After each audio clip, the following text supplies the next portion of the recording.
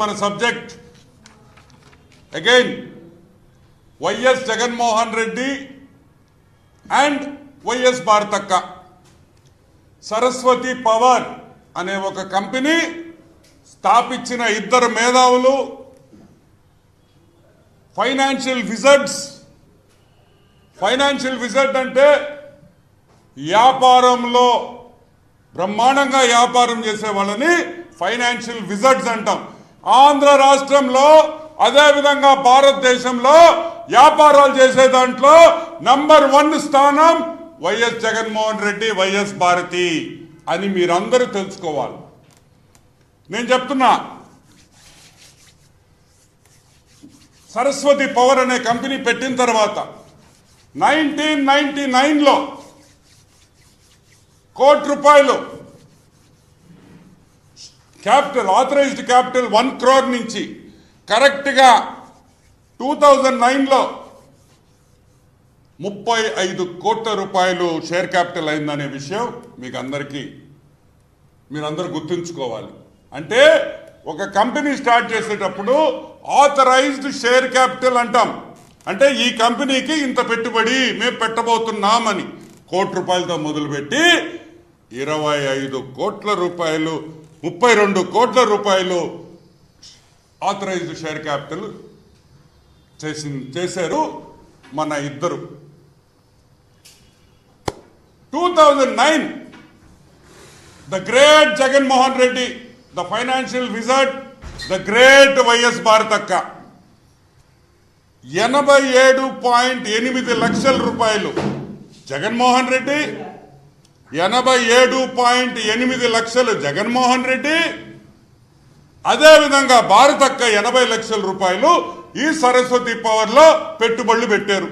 ఎప్పుడు పెట్టారు? 2009 జూన్లో. 2009 ఏ సంవత్సరం? వైఎస్ రాజశేఖర రెడ్డి ముఖ్యమంత్రి అయిన సంవత్సరం, కాంగ్రెస్ ప్రభుత్వంలో.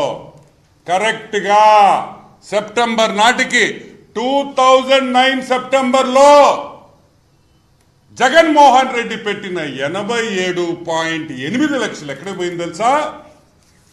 18.87 crores, 18,87,00,000 కరెక్ట్గా 60 రోజుల్లో జగన్మోహన్ రెడ్డి పెట్టిన డబ్బులకి, భారతక్క పెట్టిన డబ్బులకి ఆ విధంగా పెరిగినాయి.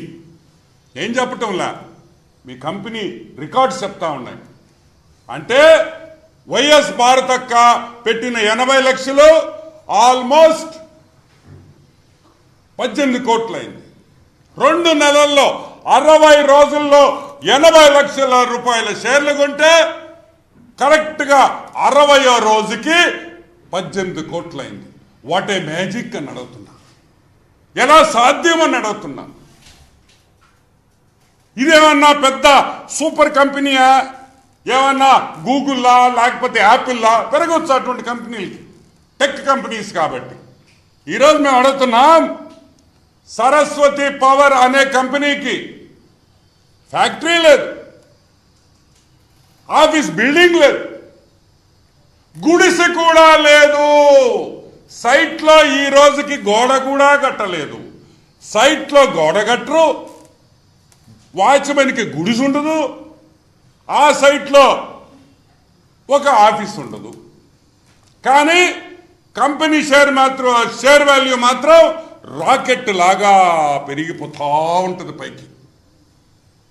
ఈరోజు మేము అడుగుతున్నాం, నేను చెప్పటంలా, ఏ కంపెనీ, ఈ సరస్వతి పవర్ అనే కంపెనీ అసలు 0 రెవెన్యూస్ లేవు.